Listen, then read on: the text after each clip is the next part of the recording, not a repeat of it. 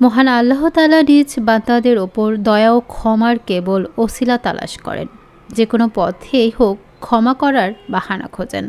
তাই দয়াময় আল্লাহ তাআলা তার গুনাহগার বান্দাদের ক্ষমা করার জন্য বিভিন্ন স্থান ও সময় সুযোগ বাতলে দিয়েছেন, যাতে বান্দা নিজ কৃত কর্মে অনুতপ্ত হয়ে ক্ষমা চায়, আর আল্লাহ তাআলা ক্ষমা করে দেবেন।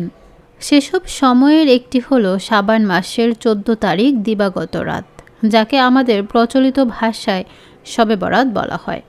কোরআনুল কারিমের ভাষায় একে বলা হয়েছে লাইলাতুম মুবারাকা বা বরকতময় রাত, আর হাদিস শরীফে এটি লাইলাতুন নিসফ মিন শাবান বলে উল্লেখ রয়েছে।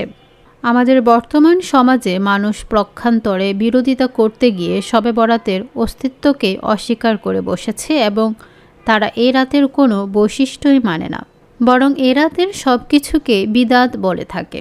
বাস্তবে এই দলটিও ভ্রষ্টতায় রয়েছে, কেননা শবে বরাতের একাধিক ফজিলত, তাৎপর্য ও বিভিন্ন করণীয় কোরআনুল কারিমে ও সহিহ হাদিসে বর্ণিত হয়েছে। অতি সংক্ষেপে এর বিবরণ পেশ করা হলো। ক্ষমা ও রহমতের রজনী শবে বরাত। হযরত মুআয ইবনে জাবাল রাদিয়াল্লাহু সূত্রে বর্ণিত, রাসূল সাল্লাল্লাহু আলাইহি ওয়াসাল্লাম ইরশাদ করেন, অর্ধ শাবানের রাতে অর্থাৎ শাবান মাসের 14 তারিখ দিবাগত রাতে আল্লাহ তাআলা সৃষ্টিকুলের প্রতি রহমতের দৃষ্টি দেন এবং মুশরিক ও হিংসুক বিদ্বেষী লোক ছাড়া সবাইকে ক্ষমা করে দেন। হযরত আয়েশা রাদিয়াল্লাহু বলেন, এক রাতে রাসূলুল্লাহ সাল্লাল্লাহু আলাইহি ওয়াসাল্লাম উঠে নামাজে দাঁড়িয়ে গেলেন। এতে এত দীর্ঘ সময় ধরে সিজদা করলেন যে আমার ভয় হলো তিনি মারাই গেছেন কিনা। এ চিন্তা করে আমি বিছানা থেকে উঠে রাসূল সাল্লাল্লাহু আলাইহি সাল্লামের বৃদ্ধাঙ্গুলি নাড়া দিই। এতে আমার বিশ্বাস হলো তিনি জীবিত আছেন। তারপর নিজ বিছানায় ফিরে এলাম। তারপর তিনি সিজদা থেকে মাথা ওঠালেন এবং নামাজ শেষ করে আমাকে লক্ষ্য করে বললেন, হে আয়েশা, তোমার কি ধারণা হয়েছে যে নবী তোমার সঙ্গে সীমা লঙ্ঘন করেছে? আমি বলি, জি না হে আল্লাহর রাসূল, তবে আপনার দীর্ঘ সময় ধরে সিজদার কারণে আমার মনে হয়েছে আপনি মৃত্যুবরণ করেছেন। এরপর রাসূল সাল্লাল্লাহু আলাইহি সাল্লাম বলেন, হে আয়েশা, তুমি কি জানো আজকের এই রাতটি কোন রাত? আমি বললাম, আল্লাহ ও তার রাসূল এ বিষয়ে অধিজ্ঞাত।